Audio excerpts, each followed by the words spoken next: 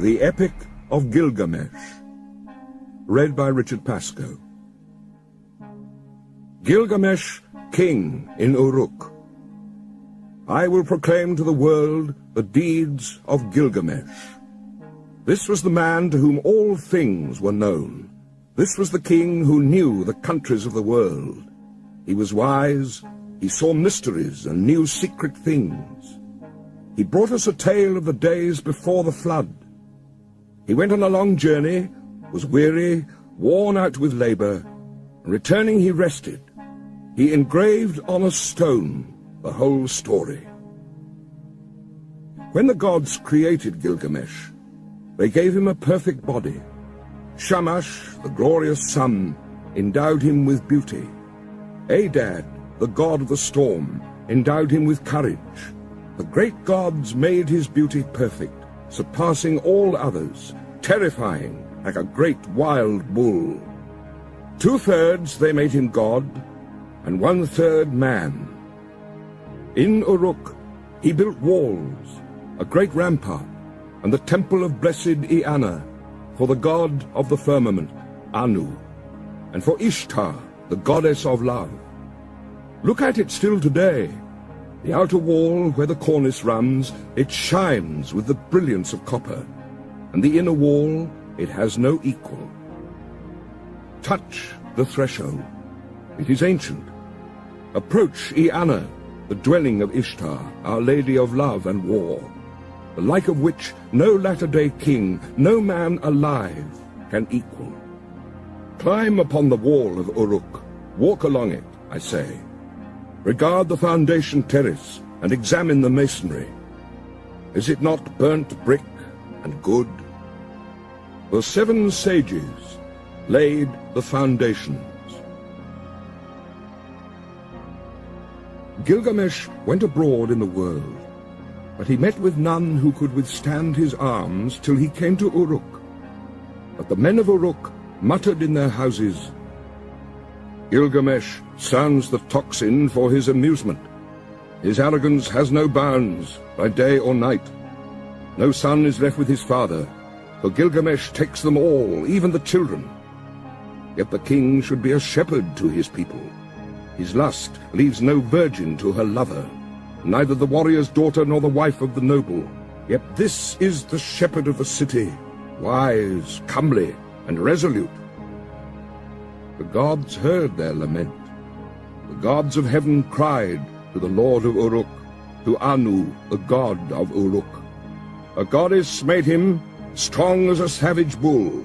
None can withstand his arms. No son is left with his father, for Gilgamesh takes them all. And is this the king, the shepherd of his people? His lust leaves no virgin to her lover, neither the warrior's daughter nor the wife of the noble. When Anu had heard their lamentation, the gods cried to Aruru, the goddess of creation, You made him, O Aruru, now create his equal. Let it be as like him as his own reflection, his second self, stormy heart for stormy heart. Let them contend together, and leave Uruk in quiet. So the goddess conceived an image in her mind, and it was of the stuff of Anu of the firmament. She dipped her hands in water, and pinched off clay. She let it fall in the wilderness, and noble Enkidu was created. There was virtue in him of the god of war, of Ninurta himself. His body was rough. He had long hair like a woman's. It waved like the hair of Nisaba, the goddess of corn. His body was covered with matted hair, like Samukhard's, the god of cattle. He was innocent of mankind. He knew nothing of the cultivated land. Enkidu ate grass in the hills with the gazelle, and lurked with wild beasts at the waterholes. He had joy of the water with the herds of wild game. But there was a trapper who met him one day face to face at the drinking hole, for the wild game had entered his territory. On 3 days he met him face to face, and the trapper was frozen with fear. He went back to his house with the game that he had caught, and he was dumb, benumbed with terror. His face was altered like that of one who has made a long journey. With awe in his heart he spoke to his father, "Father, there is a man unlike any other, who comes down from the hills. He is the strongest in the world. He is like an immortal from heaven. He ranges over the hills with wild beasts and eats grass. He ranges through your land and comes down to the wells. I am afraid and dare not go near him. He fills in the pits which I dig and tears up my traps set for the game. He helps the beasts to escape, and now they slip through my fingers." His father opened his mouth and said to the trapper, "My son, in Uruk lives Gilgamesh. No one has ever prevailed against him. He is strong as a star from heaven. Go to Uruk, find Gilgamesh, extol the strength of this wild man. Ask him to give you a harlot, a wanton from the temple of love. Return with her, and let her woman's power overpower this man. When next he comes down to drink at the wells, she will be there, stripped naked, and when he sees her beckoning, he will embrace her, and then the wild beasts will reject him." So the trapper set out on his journey to Uruk, and addressed himself to Gilgamesh, saying, "A man unlike any other is roaming now in the pastures. He is as strong as a star from heaven, and I am afraid to approach him. He helps the wild game to escape. He fills in my pits and pulls up my traps." Gilgamesh said, "Trapper, go back. Take with you a harlot, a child of pleasure. At the drinking hole she will strip, and when he sees her beckoning, he will embrace her, and the game of the wilderness will surely reject him." Now the trapper returned, taking the harlot with him. After a 3 days' journey, they came to the drinking hole, and there they sat down. The harlot and the trapper sat facing one another, and waited for the game to come. For the first day and for the second day, the two sat waiting. But on the third day the herds came. They came down to drink, and Enkidu was with them. The small wild creatures of the plains were glad of the water, and Enkidu with them, who ate grass with the gazelle, and was born in the hills.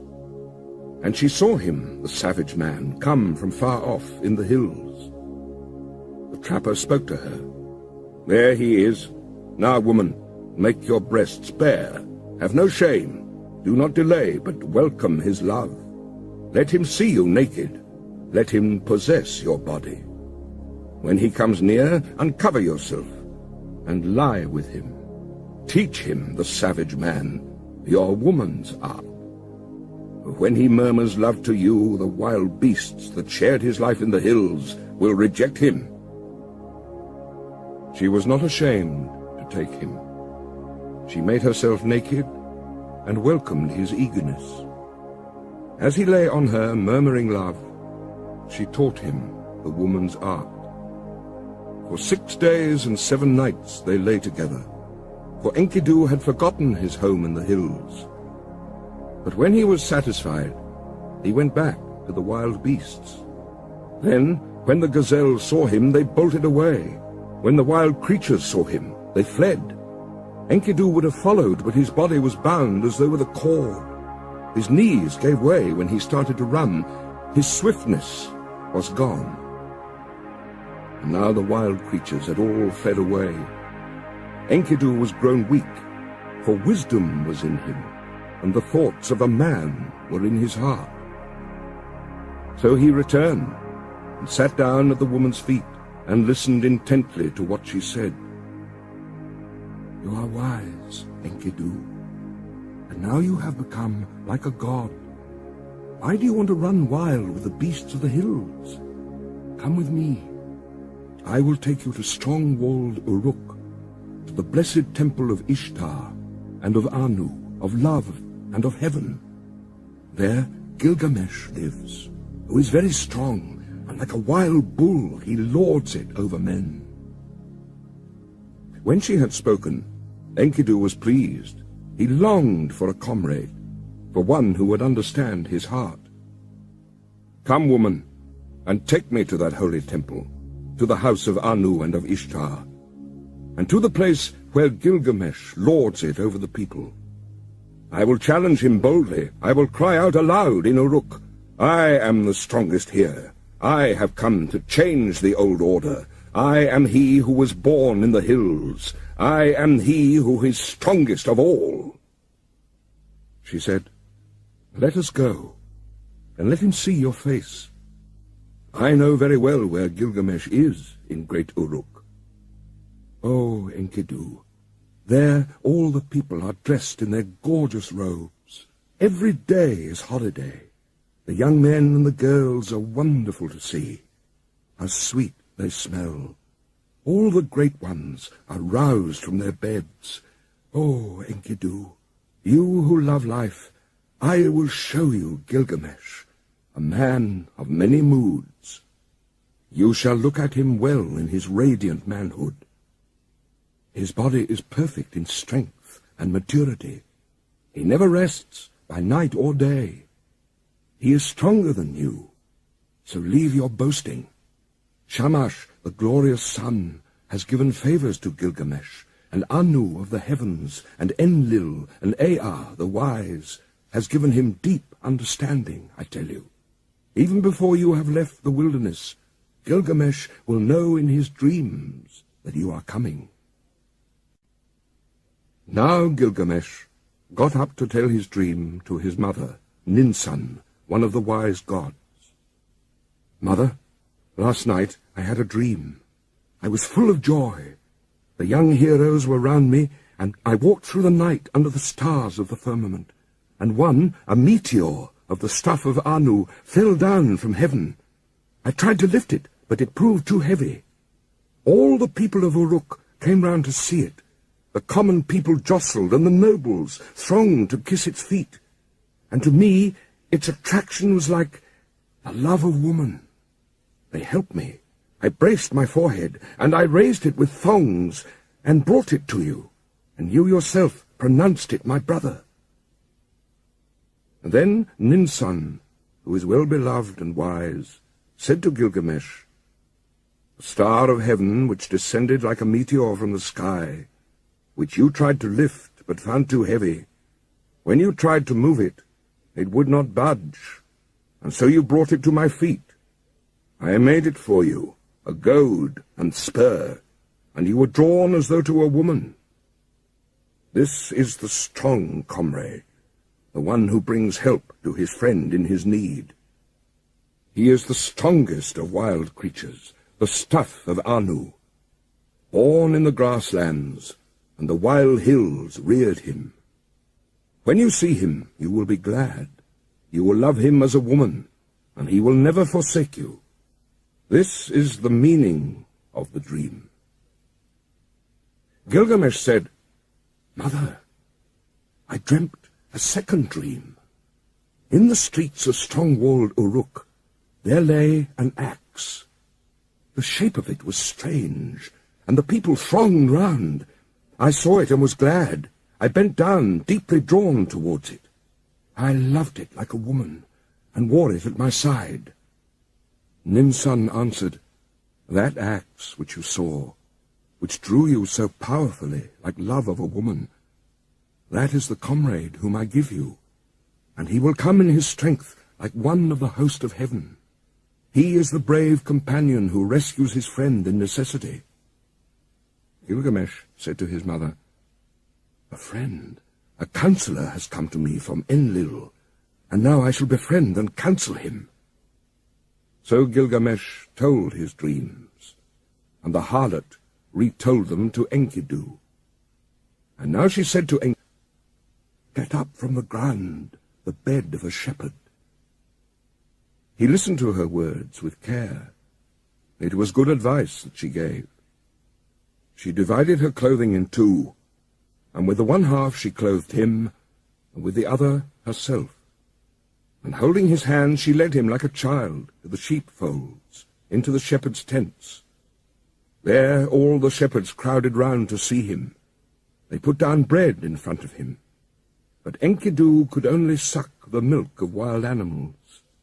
He fumbled and gaped, at a loss what to do, or how he should eat the bread and drink the strong wine. Then the woman said, "Enkidu, eat bread. It is the staff of life. Drink the wine. It is the custom of the land."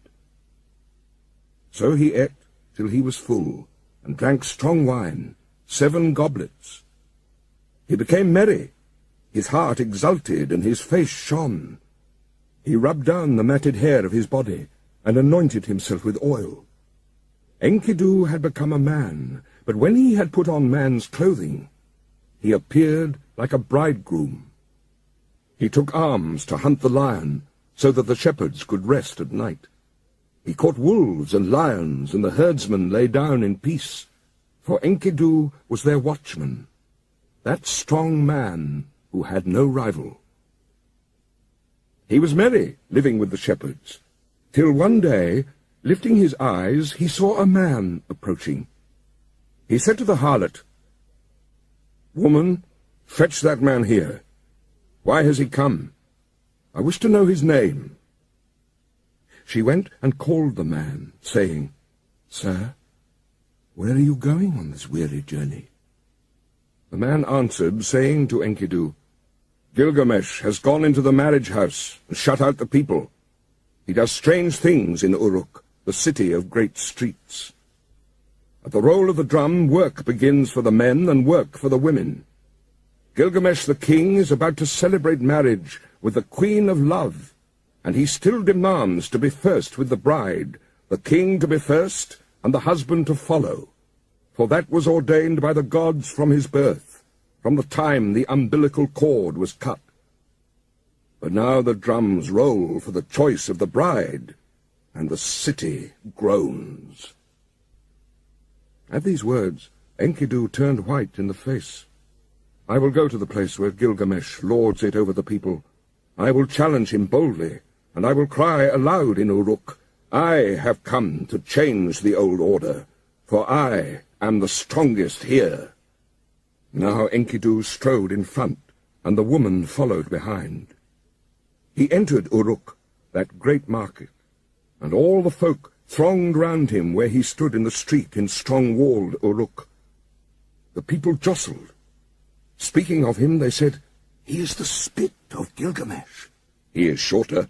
He is bigger of bone. This is the one who was reared on the milk of wild beasts. His is the greatest strength." The men rejoiced. "Now Gilgamesh has met his match. This great one, this hero, whose beauty is like a god. He is a match even for Gilgamesh." In Uruk, the bridal bed was made, fit for the goddess of love. The bride waited for the bridegroom. But in the night, Gilgamesh got up and came to the house. Then Enkidu stepped out. He stood in the street and blocked the way. Mighty Gilgamesh came on, and Enkidu met him at the gate. He put out his foot and prevented Gilgamesh from entering the house.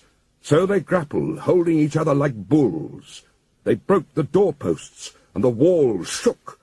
They snorted like bulls locked together. They shattered the doorposts, and the walls shook. Gilgamesh bent his knee with his foot planted on the ground, and with a turn, Enkidu was thrown. Then immediately his fury died. When Enkidu was thrown, he said to Gilgamesh, "There is not another like you in the world. Ninsun, who is as strong as a wild ox in the byre, she was the mother who bore you. And now you are raised above all men, and Enlil has given you the kingship, for your strength surpasses the strength of men." So Enkidu and Gilgamesh embraced, and their friendship was sealed.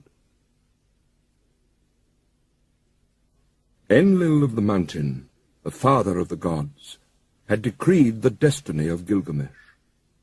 So Gilgamesh dreamed, and Enkidu said, "The meaning of the dream is this. The Father of the gods has given you kingship. Such is your destiny. Everlasting life is not your destiny. Because of this, do not be sad at heart. Do not be grieved or oppressed. He has given you power to bind and to loose, to be the darkness and the light of mankind. He has given you unexampled supremacy over the people, victory in battle from which no fugitive returns, in forays and assaults from which there is no going back. But do not abuse this power. Deal justly with your servants in the palace. Deal justly before Shamash. The eyes of Enkidu were full of tears, and his heart was sick. He sighed bitterly, and Gilgamesh met his eye and said, "My friend, why do you sigh so bitterly?" But Enkidu opened his mouth and said, "I am weak. My arms have lost their strength. The cry of sorrow sticks in my throat. I am oppressed by idleness." It was then that the Lord Gilgamesh turned his thoughts to the country of the living. On the land of cedars, the Lord Gilgamesh reflected. He said to his servant Enkidu, "I have not established my name stamped on bricks as my destiny decreed. Therefore I will go to the country where the cedar is felled. I will set up my name in the place where the names of famous men are written. And where no man's name is written, yet I will raise a monument to the gods. Because of the evil that is in the land, we will go to the forest and destroy the evil. For in the forest lives Humbaba, whose name is Hugeness, a ferocious giant." But Enkidu sighed bitterly and said, "When I went with the wild beasts ranging through the wilderness, I discovered the forest. Its length is 10,000 leagues in every direction. Enlil has appointed Humbaba to guard it, and armed him in 7-fold terrors. Terrible to all flesh is Humbaba. When he roars, it is like the torrent of the storm. His breath is like fire, and his jaws are death itself. He guards the cedars so well that when the wild heifer stirs in the forest, though she is 60 leagues distant, he hears her. What man would willingly walk into that country and explore its depths? I tell you, weakness overpowers whoever goes near it. It is not an equal struggle when one fights with Humbaba. He is a great warrior, a battering ram." Gilgamesh, the watchman of the forest, never sleeps. Gilgamesh replied, "Where is the man who can clamber to heaven? Only the gods live forever with glorious Shamash. But as for us men, our days are numbered. Our occupations are a breath of wind. How is this? Already you are afraid. I will go first, although I am your lord, and you may safely call out, 'Forward, there is nothing to fear.' Then, if I fall, I leave behind me a name that endures. Men will say of me, 'Gilgamesh has fallen in fight with ferocious Humbaba.' Long after the child has been born in my house, they will say it. And remember." Enkidu spoke again to Gilgamesh, "O my lord, if you will enter that country, go first to the hero Shamash. Tell the sun god, for the land is his. The country where the cedar is cut belongs to Shamash." Gilgamesh took up a kid, white without spot, and a brown one with it. He held them against his breast, and he carried them into the presence of the sun. He took in his hand his silver scepter, and he said to glorious Shamash, "I am going to that country, O Shamash. I am going. My hands supplicate, so let it be well with my soul, and bring me back to the key of Uruk. Grant, I beseech, your protection, and let the omen be good." Glorious Shamash answered, "Gilgamesh, you are strong, but what is the country of the living to you?" "O Shamash, hear me. Hear me. Shamash, let my voice be heard. Here in the city man dies, oppressed at heart, Man perishes with despair in his heart. I have looked over the wall, and I see the bodies floating on the river, and that will be my lot also. Indeed, I know it is so, for whoever is tallest among men cannot reach the heavens, and the greatest cannot encompass the earth. Therefore I would enter that country, because I have not established my name stamped on brick as my destiny decreed. I will go to the country where the cedar is cut. I will set up my name where the names of famous men are written, and where no man's name is written, I will raise a monument to the gods. The tears ran down his face, and he said, Alas, it is a long journey that I must take to the land of Humbaba. If this enterprise is not to be accomplished, why did you move me, Shamash, with the restless desire to perform it? How can I succeed if you will not succor me? If I die in that country, I will die without rancor. But if I return, I will make a glorious offering of gifts and of praise to Shamash. So Shamash accepted the sacrifice of his tears. Like the compassionate man, he showed him mercy. He appointed strong allies for Gilgamesh, sons of one mother, and stationed them in the mountain caves. The great winds he appointed, the north wind, the whirlwind, the storm and the icy wind, the tempest and the scorching wind, like vipers, like dragons, like a scorching fire, like a serpent that freezes the heart, a destroying flood and the lightning's fork, such were they. And Gilgamesh rejoiced. He went to the forge and said, I will give orders to the armorers. They shall cast us our weapons while we watch them. So they gave orders to the armorers, and the craftsmen sat down in conference. They went into the groves of the plain and cut willow and boxwood. They cast for them axes of 90 pounds, and great swords they cast, with blades of 60 pounds each one, with pommels and hilts of 30 pounds. They cast for Gilgamesh the axe, might of heroes, and the bow of Anshan. And Gilgamesh was armed, and Enkidu, and the weight of the arms they carried was 30 pounds. The people collected, and the councillors in the streets and in the marketplace of Uruk. They came through the gate of 7 bolts, and Gilgamesh spoke to them in the marketplace. I, Gilgamesh, go to see that creature of whom such things are spoken, the rumour of whose name fills the world. I will conquer him in his cedar wood, and show the strength of the sons of Uruk. All the world shall know of it. I am committed to this enterprise, to climb the mountain, to cut down the cedar, and leave behind me an enduring name. The councillors of Uruk, the great market, answered him, Gilgamesh, you are young. Your courage carries you too far. You cannot know what this enterprise means which you plan. We have heard that Humbaba is not like men who die. His weapons are such that none can stand against them.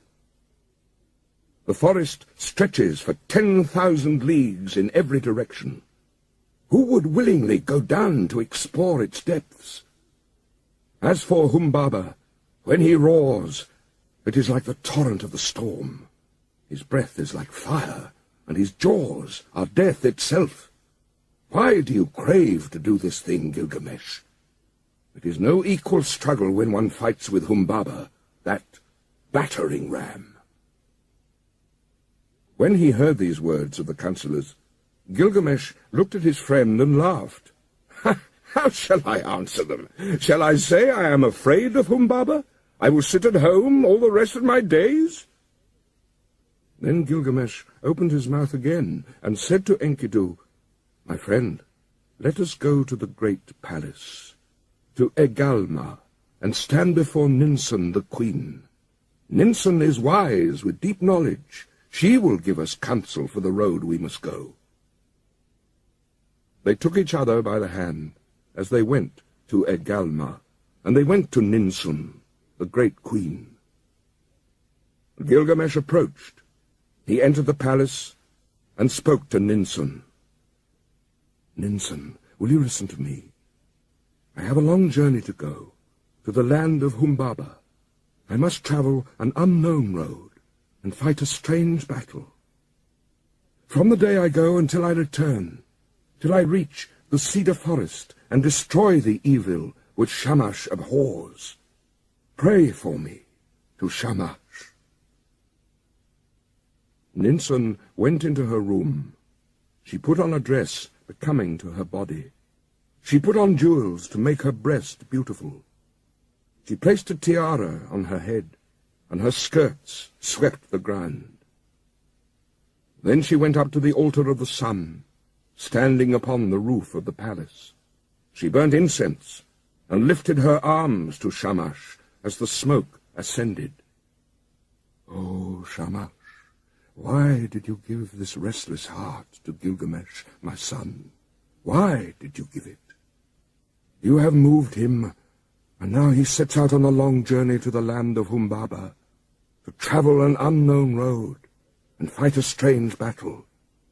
Therefore, from the day that he goes till the day he returns, until he reaches the cedar forest, until he kills Humbaba and destroys the evil thing which you, Shamash, abhor, do not forget him, but let the dawn, Aya, your dear bride, remind you always.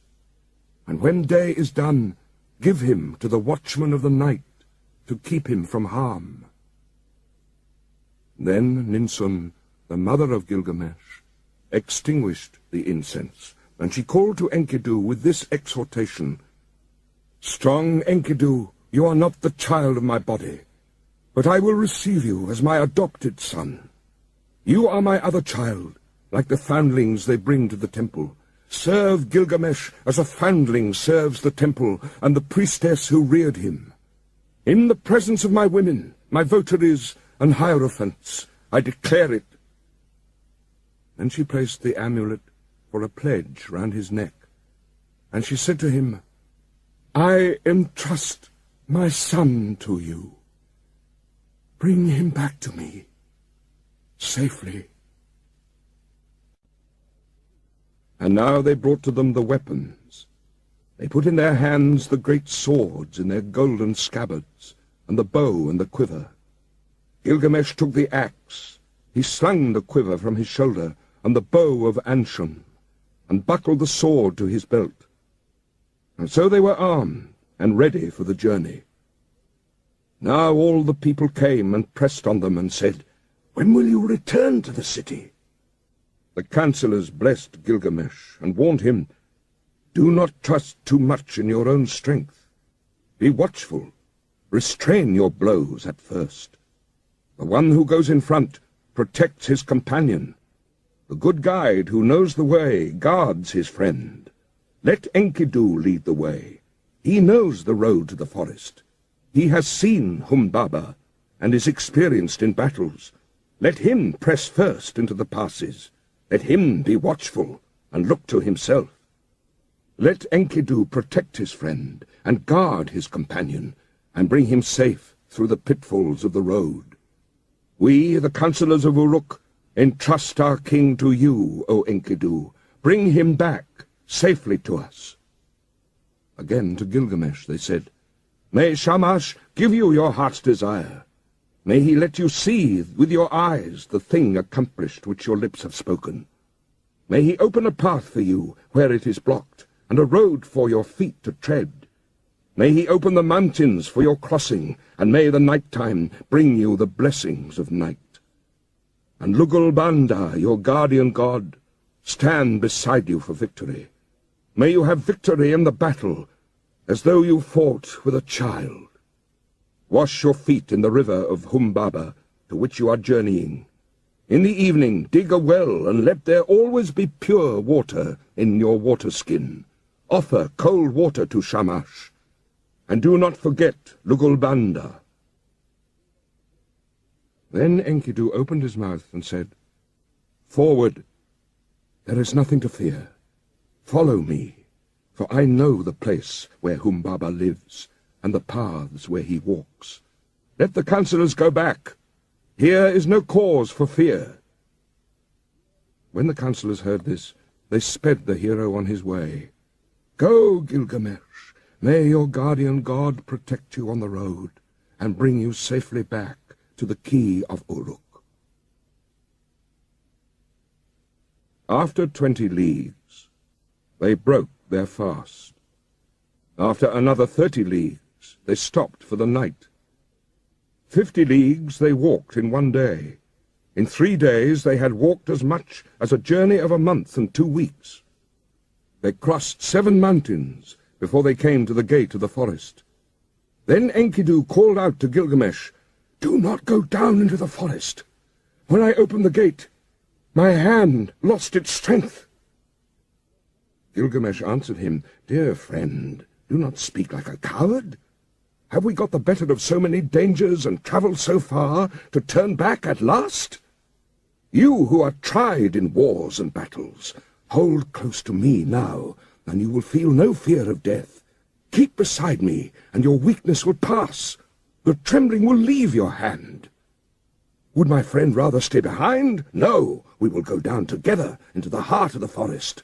Let your courage be roused by the battle to come. Forget death, and follow me, a man resolute in action, but one who is not foolhardy. When 2 go together, each will protect himself and shield his companion, and if they fall, they leave an enduring name." Together they went down into the forest, and they came to the green mountain. There they stood still. They were struck dumb. They stood still and gazed at the forest. They saw the height of the cedar. They saw the way into the forest and the track where Humbaba was used to walk. The way was broad and the going was good. They gazed at the mountain of cedars, the dwelling place of the gods and the throne of Ishtar. The hugeness of the cedar rose in front of the mountain. Its shade was beautiful, full of comfort. Mountain and glade were green with brushwood. There Gilgamesh dug a well before the setting sun. He went up the mountain and poured out fine meal on the ground and said, "O mountain dwelling of the gods, bring me a favourable dream." Then they took each other by the hand and lay down to sleep. And sleep that flows from the night lapped over them. Gilgamesh dreamed, and at midnight sleep left him, and he told his dream to his friend, "Enkidu, what was it that woke me, if you did not? My friend, I have dreamt a dream. Get up, look at the mountain precipice. Sleep that the god sent me is broken. Oh, my friend, what a dream I have had! Terror and confusion. I seized hold of a wild bull in the wilderness. It bellowed and beat up the dust till the whole sky was dark. My arm was seized and my tongue bitten. I fell back on my knee, and then someone refreshed me with water from his water skin." Enkidu said, "Dear friend, the god to whom we are travelling is no wild bull, though his form is mysterious. That wild bull which you saw is Shamash, the protector. In our moment of peril, he will take our hands. The one who gave water from his water skin, that is your own god, who cares for your good name, your Lugulbanda. United with him, together we will accomplish a work, the fame of which will never die." Gilgamesh said, "I dreamed again. We stood in a deep gorge of the mountain, and beside it we two were like the smallest of swamp flies. And suddenly the mountain fell. It struck me and caught my feet from under me. Then came an intolerable light blazing out, and in it was one whose grace and whose beauty were greater than the beauty of this world. He pulled me out from under the mountain. He gave me water to drink, and my heart was comforted, and he set my feet on the ground. Then Enkidu, the child of the plains, said, "Let us go down from the mountain, and talk this thing over together." He said to Gilgamesh, the young god, "Your dream is good. Your dream is excellent. The mountain which you saw is Humbaba. Now surely we will seize and kill him, and throw his body down as the mountain fell on the plain." The next day, after 20 leagues, they broke their fast, and after another 30 they stopped for the night. They dug a well before the sun had set, and Gilgamesh ascended the mountain. He poured out fine meal on the ground and said, "O mountain dwelling of the gods, send a dream for Enkidu. Make him a favorable dream." The mountain fashioned a dream for Enkidu. It came an ominous dream. A cold shower passed over him. It caused him to cower like the mountain barley under a storm of rain. But Gilgamesh sat with his chin on his knees, till the sleep which flows over all mankind lapped over him. Then at midnight sleep left him. He got up and said to his friend, "Did you call me? Or why did I wake? Did you touch me? Or why am I terrified? Did not some god pass by? For my limbs are numb with fear." "My friend, I saw a third dream, and this dream was altogether frightful. The heavens roared, and the earth roared again. Daylight failed, and darkness fell. Lightnings flashed, fire blazed out. The clouds lowered, they rained down death. And then the brightness departed, the fire went out, and all was turned to ashes fallen about us. Let us go down from the mountain and talk this over, and consider what we should do." When they had come down from the mountain, Gilgamesh seized the axe in his hand. He felled the cedar. When Humbaba heard the noise far off, he was enraged. He cried out, "Who is this that has violated my woods, cut down my cedar?" But glorious Shamash called to them out of heaven, "Go forward, do not be afraid." But now Gilgamesh was overcome by weakness, for sleep had seized him suddenly. A profound sleep held him. He lay on the ground, stretched out, speechless, as though in a dream. When Enkidu touched him, he did not rise. When he spoke to him, he did not reply. "O Gilgamesh, lord of the plain of Kulab, the world grows dark. The shadows have spread over it. Now is the glimmer of dusk. Shamash has departed. His bright head is quenched in the bosom of his mother, Ningal. O Gilgamesh, how long will you lie like this, asleep? Never let the mother who gave you birth be forced in mourning into the city square." At length Gilgamesh heard him. He put on his breastplate. The voice of heroes, of 30 shekels weight. He put it on as though it had been a light garment that he carried, and it covered him altogether. He straddled the earth like a bull that snuffs the ground, and his teeth were clenched. "By the life of my mother Ninsun, who gave me birth, and by the life of my father, divine Lugulbanda, let me live to be the wonder of my mother, as when she nursed me on her lap." A second time he said to him, "By the life of Ninsun, my mother who gave me birth, and by the life of my father, divine Lugulbanda, until we have fought this man, if man he is, this god, if god he is, the way that I took to the country of the living will not turn back to the city." Then Enkidu, the faithful companion, pleaded, answering him, "O my lord, you do not know this monster, and that is the reason you are not afraid. I who know him, I am terrified. His teeth are dragon's fangs. His countenance is like a lion. His charge is the rushing of the flood. With his look he crushes alike the trees of the forest and reeds in the swamp. Oh, my lord, you may go on if you choose into this land, but I will go back to the city. I will tell the lady your mother all your glorious deeds till she shouts for joy. And then I will tell the death that followed, till she weeps for bitterness. But Gilgamesh said, Immolation and sacrifice are not yet for me. The boat of the dead shall not go down, nor the 3-ply cloth be cut for my shrouding. Not yet will my people be desolate, nor the pyre be lit in my house, and my dwelling burnt on the fire.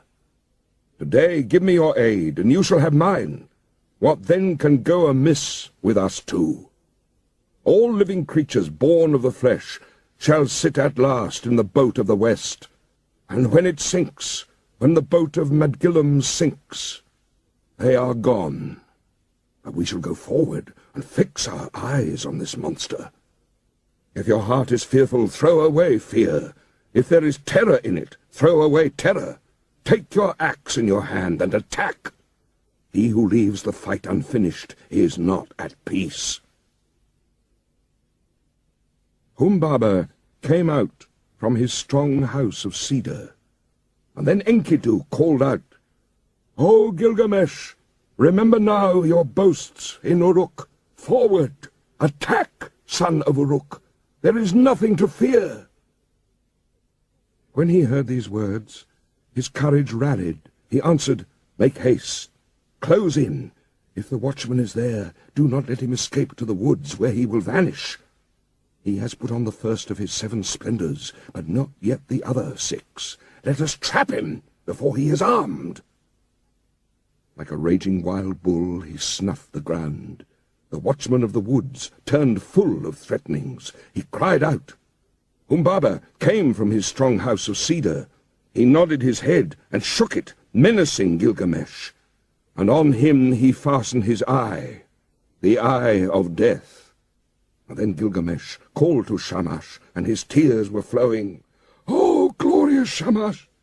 I have followed the road you commanded, but now, if you send no succor, how shall I escape?" Glorious Shamash heard his prayer, and he summoned the great wind, the north wind, the whirlwind, the storm and the icy wind, the tempest and the scorching wind. They came like dragons, like a scorching fire, like a serpent that freezes the heart, a destroying flood and the lightning's fork. The 8 winds rose up against Humbaba. They beat against his eyes. He was gripped, unable to go forward or back. Gilgamesh shouted, "By the life of Ninsun, my mother, and divine Lugalbanda, my father, in the country of the living, in this land I have discovered your dwelling. My weak arms and my small weapons I have brought to this land against you, and now I will enter your house." So he felled the first cedar, and they cut the branches and laid them at the foot of the mountain. At the first stroke Humbaba blazed out, but still they advanced. They felled 7 cedars and cut and bound the branches and laid them at the foot of the mountain, and 7 times Humbaba loosed his glory on them. As the 7th blaze died out, they reached his lair. He slapped his thigh in scorn. He approached like a noble wild bull roped on the mountain, a warrior whose elbows are bound together. The tears started to his eyes, and he was pale. "Gilgamesh, let me speak. I have never known a mother, no, nor a father who reared me. I was born of the mountain. He reared me, and Enlil made me the keeper of this forest. Let me go free, Gilgamesh, and I will be your servant. You shall be my lord. All the trees of the forest that I tended on the mountain shall be yours. I will cut them down and build you a palace." He took him by the hand and led him to his house, so that the heart of Gilgamesh was moved with compassion.